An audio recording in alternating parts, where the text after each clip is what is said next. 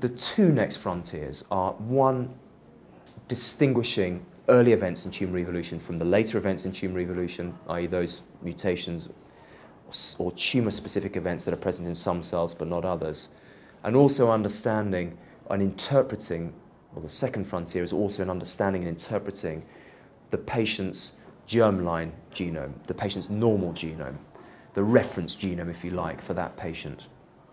The next frontiers in precision medicine, I think, are twofold. I mean, the first frontier that we need to negotiate is an understanding of what the early events are in cancer evolution and distinguish those from the later events in cancer evolution.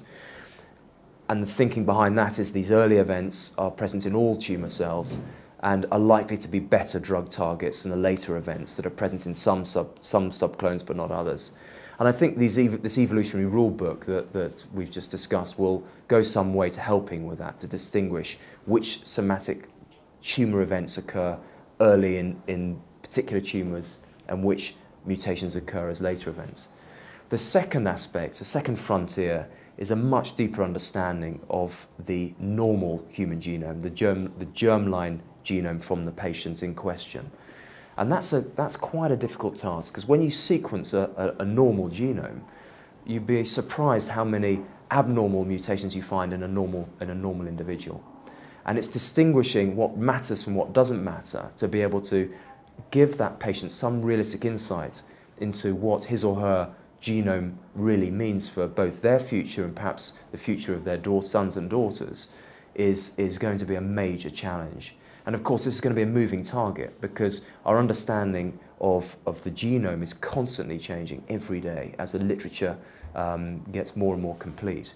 And of course, one can see a situation where my understanding of a patient's genome today is going to be very different from my understanding of a patient's genome in 15 years' time.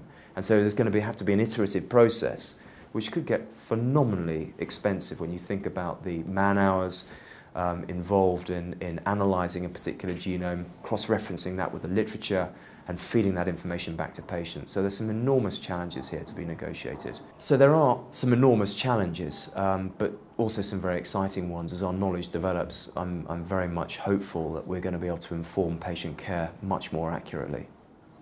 I think it's important to stress that when I talk about precision medicine, I'm talking about precision medicine at a sort of global or international level, what's happening in Europe, what's happening in North America.